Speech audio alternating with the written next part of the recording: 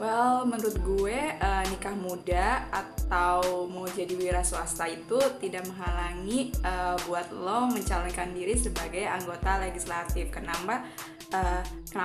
Karena menurut gue itu sebenarnya tujuannya gitu. Kalau misalkan lo memilih menjadi wira swasta, tapi pekerjaan lo itu bisa berguna buat orang lain, bisa memberikan pekerjaan buat orang lain, kenapa enggak?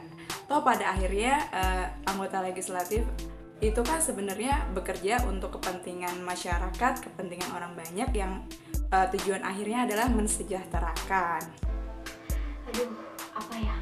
Sebenarnya tuh nggak kepikiran buat nyalek sama sekali. Jadi setelah tamat kuliah, rencananya ya nyari kerja atau nikah aja deh gitu ya. Cuman ya sampai sekarang belum kelihatan tuh hilal yang ngajak nikah. Nah, jadi ya sekarang nyalek dulu deh. Ya nikahnya nanti setelah nyalek gitu. Jadi pada dasarnya saya beranggapan nyalek dengan tujuan untuk mensejahterakan untuk orang banyak itu pada dasarnya sama tujuannya dengan kewirausahaan, tujuannya untuk memberdayakan orang banyak.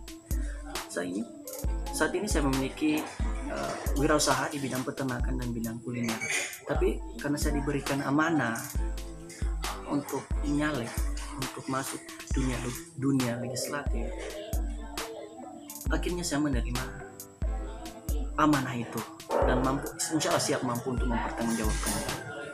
Karena saya berprinsip bahwa nyalek itu tujuannya untuk memimpin sebuah politik, itu dasarnya sudah ada pada zaman Rasulullah. Jadi nyalek itu bukan sesuatu hal yang salah. Kenapa pilih nyalek? Saya ingin berantusias, berpartisipasi untuk mengembangkan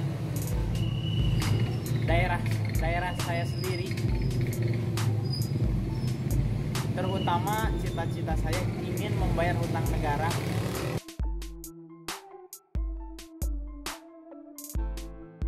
Kenapa harus takut gitu ya? Enggak. Kenapa harus takut? Kita loh yang anak muda, yang masih fresh, yang lebih cekatan dari politisi senior, meskipun mereka punya segudang ilmu tentang politik, tapi kita anak muda itu nggak kalah saing dengan mereka. Kita yang nggak memikirkan berapa banyak dana yang dibutuhkan untuk rumah tangga, apalagi caleg muda seperti saya, yang belum memikirkan harus banyak dana yang dimasukkan ke rumah tangga, jadi nggak ada tuh kepikiran buat korupsi. Ya kalau disebut gak takut kalah, belum juga mencoba mas harus takut kalah. Gimana nanti aja, barangkali kan kalau senior itu mempunyai kapasitas masing-masing, saya juga kan mempunyai kapasitas sendiri. Ya disebut trik sendiri juga.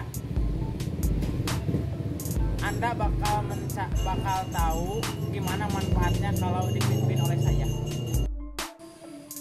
Ya justru gitu, meskipun kita masih muda, kita harus tunjukkan kualitas gitu. Kita punya meskipun kita masih muda, tapi kita punya integritas dan idealisme, itu yang paling penting.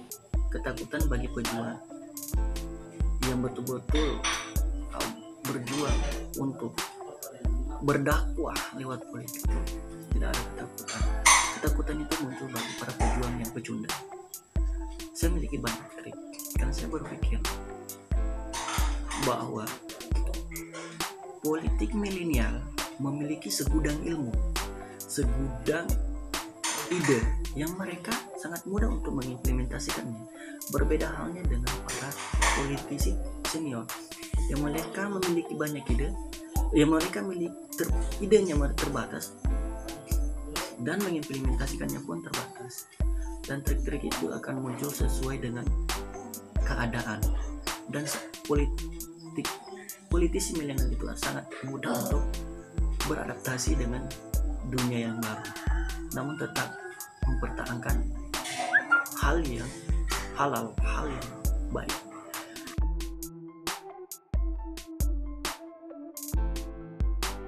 Sejak saya melihat mirisnya banyak masyarakat yang belum tersentuh oleh pimpinan-pimpinan yang kurang menyentuh orang-orang tersebut, saya sangat nalangsa kalau kata Sunda. Ya, nalangsa. Makanya saya berjuang demi masyarakat yang kurang ya awam lah. Dalam pembangunan saya ingin memajukan kesejahteraan rakyat. Kalau disebut intrik, ya itu mah hak pemikiran masing-masing orang. Mau gimana-gimana juga, yang penting saya ikhlas dan ridho di dalam menjalankan ini semua. Sejak saya diutus sebagai caleg muda dari masyarakat adat Aliansi Masyarakat Adat Nusantara. Padahal notabene politik itu banyak kebohongan di dalam. Kebohongan itu muncul pada dasarnya pada politik yang mementingkan kepentingan pribadi, bukan mementingkan untuk kepentingan orang banyak. Disitulah muncul kebohongan dalam dunia politik. Namun saya berpikir, melalui saya akan memperjuangkan bahwa politik adalah hal yang baik.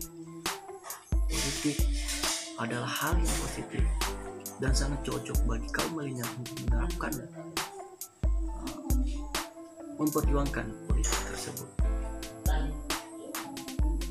Dan insya Allah melalui politik kita lebih mudah untuk berdakwah, lebih mudah untuk memperjuangkan hal-hal positif, dan lebih mudah untuk membentuk sebuah sistem yang menguntungkan untuk kepentingan orang banyak tanpa membeda-bedakan agama, ras, suku, adat, dan lain-lain.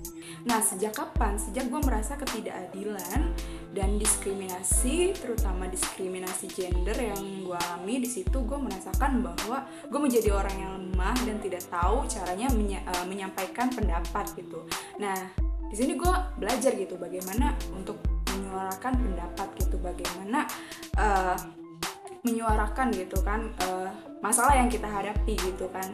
Jadi prinsip gue berpolitik itu adalah harus berani berkata jujur dan mengatakan yang salah ya salah, yang benar gitu. Jangan salah dibenarkan dan benar disalahkan.